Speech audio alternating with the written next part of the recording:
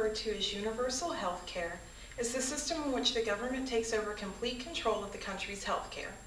Each citizen receives care on a first-come, first-served basis, and whether or not you can pay for it is no longer an issue because it is funded through a sizable tax increase.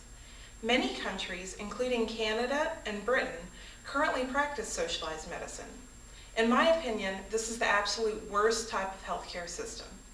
While every citizen does receive health care, the quality and quantity of care they receive is reduced considerably due to the doctor shortages and long wait times. In countries with a socialized healthcare system, one of the most common complaints from the general population is the wait time.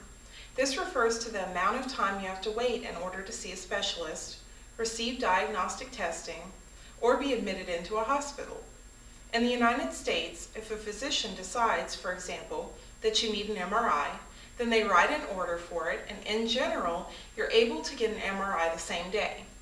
In Canada, the average wait time for the same procedure is 10.3 weeks, with Newfoundland's wait time being 28 weeks.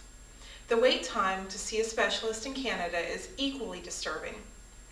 Canada's Fraser Institute's yearly publication, Waiting Your Turn, gives the average wait times to be seen by different types of specialists.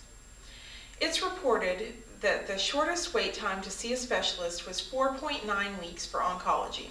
If you need to see an orthopedic surgeon, the wait time is a whopping 40.3 weeks. With these long wait times for simple diagnostic procedures, it could take a general practitioner months to even figure out what is wrong with you. Then, they refer you to a specialist that you may or may not get to see for several more months. With wait times like these, a person could have to suffer with a serious problem for a much longer time than necessary.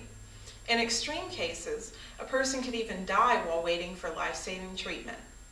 The long wait times are in part due to physician shortages, which are another major problem with socialized medicine. In this healthcare system, the government pays a physician a set amount for each patient they see. Therefore, in order to make enough money and keep wait times down, they are forced to see more patients, spending less time with each patient.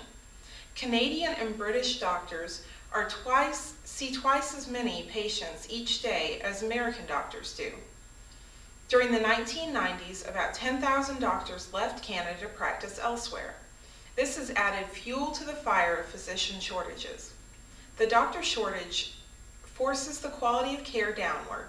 The amount of time the doctor is able to spend with patients is barely enough time to diagnose them and write a prescription.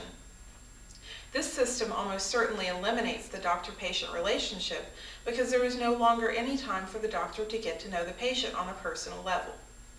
The doctor-patient relationship is essential because it builds a patient's trust in the doctor. When a patient trusts their doctor, they're less likely to be non-compliant or get a second opinion.